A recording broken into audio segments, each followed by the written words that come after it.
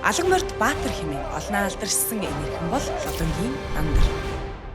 Тэрбээр 1914 онд Булган аймгийн Бүрэн хангаа сумын Аршаант хэмээх газар Игэл айлын ууган хүү болон мэдэлсэн. Дандар ээжтэйгээ хуйлахнаа өссөн ч хожим лам айлд өргүүлэн Бурхан намын замаар хүмүүцсэн гэдэг. Бага наснаасаа тэсвэр, төвчээр, хөдөлмөрч зангаар өсч төрнөн хийдээс гарч ангөрөө хийж маллаж амьдрах болсон. Харин 21 наснда ардын цэргийн албанд морд цэргийн сургуульд суралцаж зөвлөлтийн Таамбов хотод цэргийн эрдэм эзэмссэн. Гэвч 1939 онд нутагтаа эргэж ирмэгцэн Монголын хил дээр түгшүүр зарлагдаж гайн болох нь тодорхой болсон.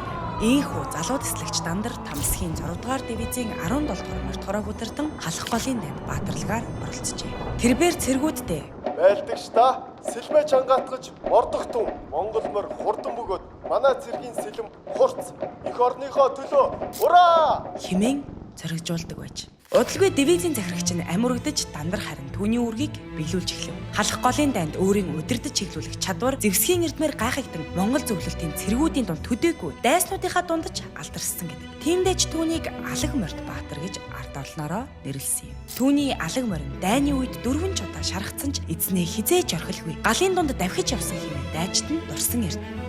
Дандар Баатарын зориг, удирдан чиглүүлэх чадвар, байлдааны авхаал цам маань Монголын цэргийн түүхэнд тодмор үлдээсэн билээ. Халахын голын дайнд гаргасан түүнийг гавьяаг үнэлж хожим Сүхбаатарын одон байлдааны гавьяаны улаан тугийн одон бүгд найрамдах Монгол ард улсын Баатар цалаар шагнасан юм. Тэр үед маршал Чай болсон Дандар бол зүгээр нэг Баатар биш, Гарамгай Баатар хэмээн онцолж Гарамгай хэмээх чимгийг нэрнийх нь урд